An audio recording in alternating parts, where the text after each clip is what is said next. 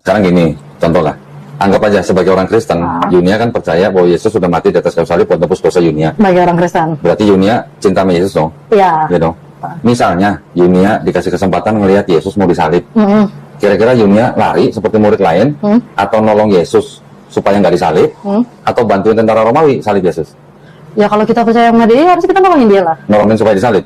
Supaya enggak. Oh, supaya nggak disalib. Supaya nggak disalib. Berarti kita juga, kita kalau mengorbankan diri kita juga gitu loh. Kalau Iya. emang kita percaya sama dia juga gitu. Terus ya. kalau nolong Yesus supaya nggak disalib, nggak ditebus dong dosanya? Oh, makanya. Iya makanya. Bingung juga aku deh. Diberikan kesempatan hadir di dalam acara atau peristiwa penyaliban Yesus, apa yang dilakukan dari 3 opsi diberikan. Pertama, lari, atau kedua, tolong Yesus supaya jangan disalib. Yang ketiga itu bantu tentara Roma untuk menyalibkan Yesus. Saya bilang tadi ini pertanyaan jebakan yang mau pilih manapun akan bermasalah. Misalnya, tentunya kita sudah mendengarkan bagaimana cuplikan videonya. Bagi pendeta Ezra Soru, ini merupakan pertanyaan jebakan dari Kodonditan. Tapi menurut saya, pertanyaan ini cukup menarik. Ada seorang wanita Kristen yang mendatangi Kodonditan. Kemudian Kodonditan ini mengajukan satu pertanyaan dengan 3 pilihan. Apabila Yesus hidup pada zaman sekarang ini, kemudian mau disalibkan oleh tentara Romawi, bagaimana tanggapan Anda? Yang pertama, apakah Anda akan lari? Yang kedua, apakah Anda akan membantu tentara Romawi untuk menyalibkan Yesus? Yang ketiga, apakah Anda akan menolong Yesus agar tidak disalibkan? Wanita ini memberikan jawaban pilihan yang ketiga, menolong Yesus agar tidak disalibkan. Berarti dosa Anda tidak ditebus. Wanita ini malah kebingungan dengan agamanya. Ternyata satu pertanyaan ini membungkam pendeta Ezra Soru. Jadi buat teman-teman di sini, bagi mereka Yesus itu disalibkan untuk menebus dosa manusia, sedangkan Yesus ini disalibkan oleh tentara Romawi. Jadi kepada teman-teman di sini, jangan kemana-mana dulu. Silahkan nonton sampai selesai agar kita tidak gagal paham. Tapi sebelum kita lanjutkan, silahkan dukung channel ini dengan cara tekan tombol subscribe-nya, bunyikan tanda loncengnya, dan silahkan dibagikan videonya. Selamat menyaksikan. Sekarang gini, contoh lah. Anggap aja sebagai orang Kristen, Yunia kan percaya bahwa Yesus sudah mati di atas kayu salib buat tebus dosa Yunia. Sebagai orang Kristen. Berarti Yunia cinta sama Yesus dong? Iya. Gitu. Misalnya, Yunia dikasih kesempatan melihat Yesus mau disalib. Kira-kira Yunia lari seperti murid lain, atau nolong Yesus supaya nggak disalib, atau bantuin tentara Romawi salib Yesus? Ya kalau kita percaya sama dia, harus kita nolongin dia lah. Nolongin supaya disalib? Supaya enggak. Supaya nggak disalib. Supaya nggak disalib. Berarti kita juga, Terus kita kalau mengorbankan diri kita juga gitu loh. Kalau Iya. emang kita percaya sama dia juga gitu. Terus ya. kalau nolong Yesus supaya nggak disalib, nggak ditebus dong dosanya? Oh, makanya. Iya makanya. Bingung juga aku deh.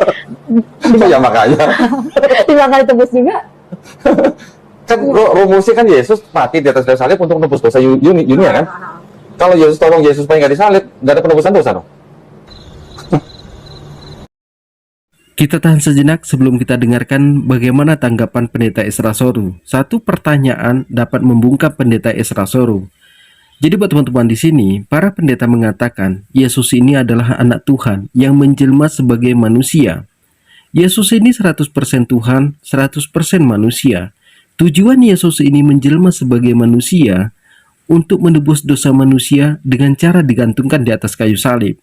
Padahal Yesus sendiri itu disalibkan oleh tentara Romawi.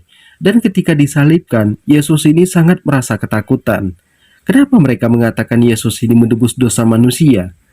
Jadi kepada teman-teman di sini jangan kemana-mana dulu karena kita akan mendengarkan bagaimana tanggapan dari pendeta Ezra Soru. Selamat menyaksikan.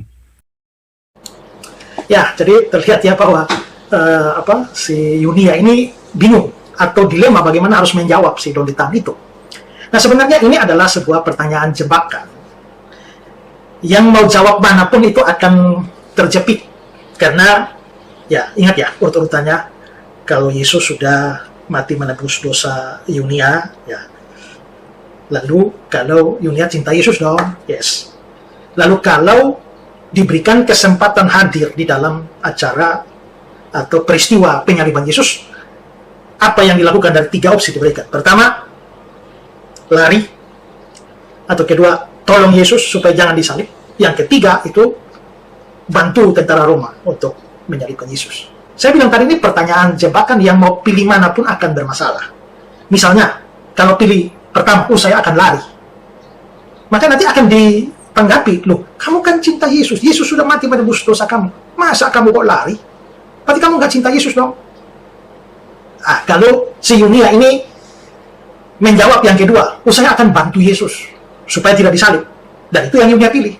Ya, maka akan diburu lagi dengan pertanyaan, oh kalau begitu kamu bantu Yesus supaya tidak jadi disalib, berarti Yesus nggak jadi menebus dosa dong. Atau kalau Yunia itu pilih yang ketiga, yaitu bantu tentara Roma salibkan Yesus. Lah, bagaimana kamu cinta Yesus tapi kamu mau bantu tentara Roma? Berarti kamu jahat dong. Jadi si Yunia ini mau pilih mana pun dia pasti bermasalah. Nah, sebenarnya persoalannya begini, ya. Kalau saya yang diajukan pertanyaan begitu, kalau Ezra diberi kesempatan untuk lihat Yesus disalib, dari 3 opsi itu Ezra pilih mana? Saya tanya dulu.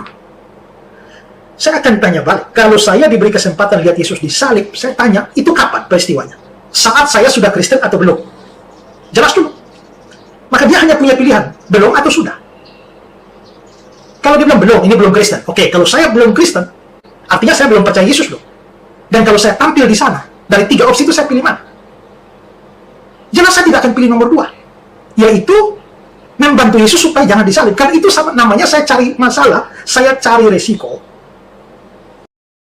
Kita sudah mendengarkan bagaimana jawaban dari Pendeta Ezra Soru. Jadi kalau seandainya pertanyaan ini diajukan kepada Pendeta Ezra Soru, Pendeta Ezra Soru ini nanya balik, ini ketika saya sudah Kristen atau saya sebelum Kristen? Tentara Romawi ini mau menyalibkan Yesus, dan Pendeta Ezra Soru pun ikut menyalibkan Yesus. Karena kata Pendeta Ezra Soru, dia tidak mau mencari masalah dengan tentara Romawi ini. Jadi buat teman-teman di sini, mungkin dari sini jalannya mereka mengatakan Yesus itu menebus dosa manusia dengan cara digantungkan di atas kayu salib. Ternyata mereka ini sangat takut dengan tentara Romawi. Paulus mengatakan Yesus itu disalibkan. Pertama, sudah menebus dosa manusia. Yang kedua, menghilang kutukan. Yang ketiga, menghapus hukum Taurat. Padahal Yesus sendiri mengatakan, aku bukan untuk meniadakan hukum Taurat, tapi aku melengkapi hukum Taurat ini. Jadi penebusan dosa manusia itu hanya akal-akalan para pendeta di zaman sekarang ini untuk mempertahankan perpuluhan di dalam gereja. Mungkin cukup sekian. Assalamualaikum warahmatullahi wabarakatuh.